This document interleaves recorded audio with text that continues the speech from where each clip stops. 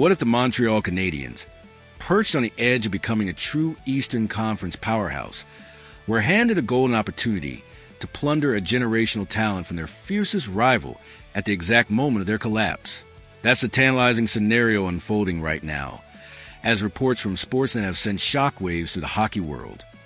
Matthew Knies, once considered an untouchable cornerstone of the Toronto Maple Leafs, is now the centerpiece of trade rumors amid the team's spiraling 7-game losing streak.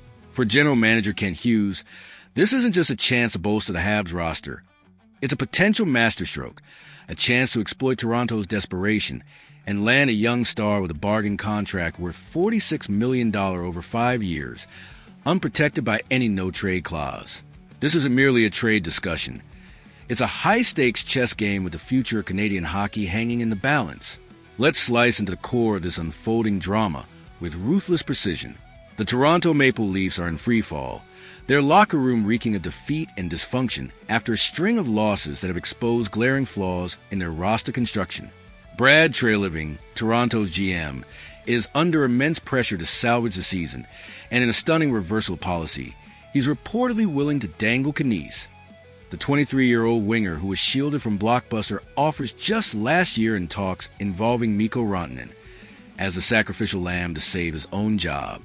Knies, with his blend of size, skill, and hockey IQ, has been a bright spot in Toronto's lineup, a player whose $9.2 million annual cap hit looks like a steal as he matures into a potential top-line force. But with no contractual protection against trades, he's become the most expendable asset on a team desperate for a shakeup.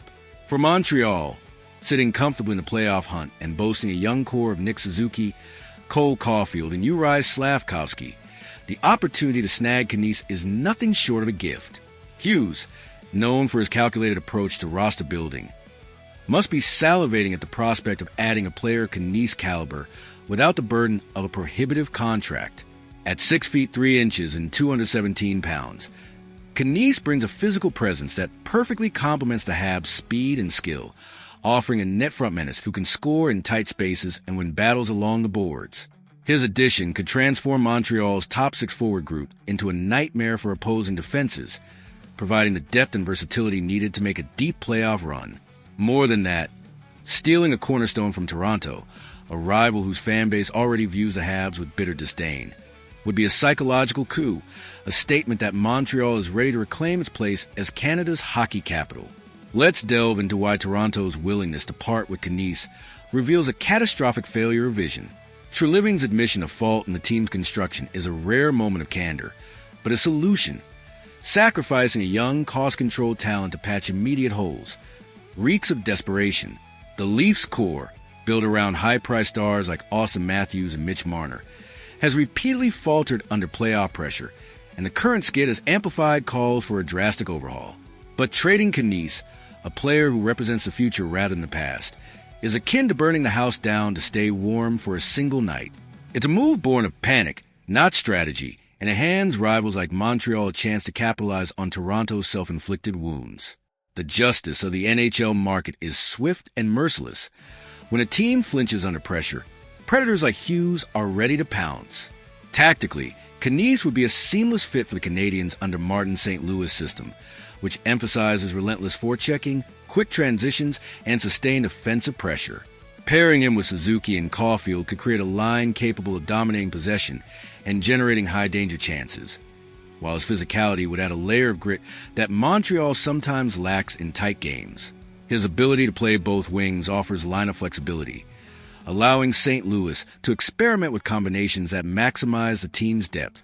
Beyond the ice, Knies reported frustration with Toronto's losing culture could be a galvanizing force in Montreal, where the hunger to succeed and the passion of the fan base might reignite his drive. Landing him at a moment when his morale is low could be the ultimate buy low, sell high maneuver, if Hughes can pull it off. But let's not ignore the cost, because Toronto isn't going to let Knies go without a fight, even in their current state of disarray. Treliving is likely to demand a massive offer, potentially involving a first-round pick, a top prospect, or a combination of both. For Montreal, a team still in the midst of a rebuild despite their strong standing, that price could be a bitter pill to swallow. Draft capital and young talent are the currency of future success, and parting with them for Knies, while tempting, carries risk. What if the trade depletes the Habs' pipeline just as their contention window fully opens? What if Knies, shaken by Toronto's dysfunction, struggles to adapt to the pressure cooker of Montreal? And perhaps most critically, what if negotiating with a wounded rival backfires, emboldening Toronto to use any acquired assets to rebuild and haunt the Habs in future playoff matchups? These are the calculations Hughes must weigh with the cold precision of a seasoned negotiator. There's also the cultural and historical weight of this potential deal. The rivalry between Montreal and Toronto is the stuff of legend, a clash of titans that transcends sport and taps into the very identity of Canadian hockey. Stealing Knies from the Leafs wouldn't just be a roster upgrade. It would be a dagger to the heart of Toronto's fan base, a symbolic victory for the Blue, Blanc et Rouge in a battle that's raged for over a century. Imagine Knies scoring a game winner against the Leafs at the Bell Center, the crowd erupting in a frenzy of vindication as the ghosts of past rivalries cheer from the rafters. It's the kind of narrative that could define a generation of Habs fans, cementing Hughes as a mastermind who turned an enemy's despair into Montreal's triumph. But it also raises the stakes. If the trade fails, the backlash from both cities could be unrelenting, a reminder of the thin line between genius and folly in this sport. Historically, the Canadiens have thrived when they've capitalized on rivals' missteps. Think of the 1993 Stanley Cup run, when strategic moves and a knack for exploiting opponents' weaknesses propelled them to glory over more favored teams. Or consider the acquisitions of players like Pierre Turgeon in the early 1990s, brought in from struggling franchises to bolster Montreal's attack at a fraction of their true value. Hughes has a chance to channel that same opportunism now, turning Toronto's implosion into a defining moment for the Habs. But history also warns of the dangers of overreaching. Trades with rivals can backfire, as seen in deals like the 2009 Scott Gomez acquisition from the Rangers, which saddled Montreal with a burdensome contract for little return. The lesson is clear.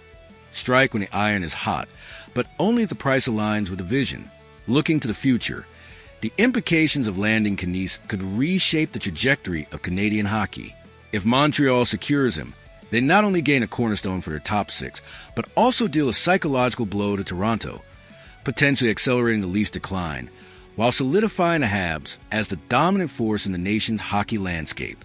A successful integration of Knies could fast-track the Canadiens' contention window, positioning them as a perennial threat in the East while their rival flounders.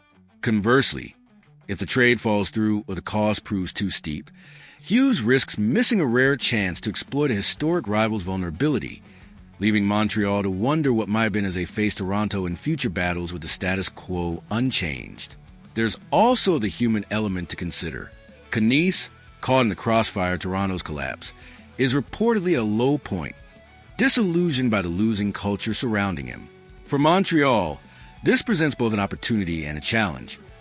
Can they offer him the environment to rediscover his passion, or will the weight of a high-profile trade to a rival city compound his struggles?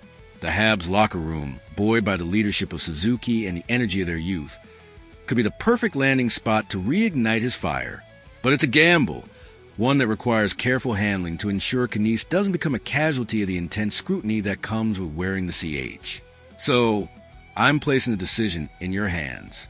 If you were Kent Hughes, would you seize this moment of Toronto's desperation, offering a massive package to pry Matthew Knies away and turn a rival's loss into Montreal's gain, even at the risk of depleting your future assets?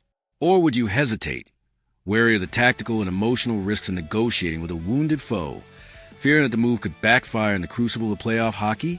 This isn't just about a player. It's about legacy, rivalry, and the art of capitalizing on an enemy's despair. Drop your verdict in the comments, and let's debate whether the Canadiens should strike now or play the long game. The Bell Center hungers for a predator in the front office, and Toronto's bleeding presents a feast unlike any other.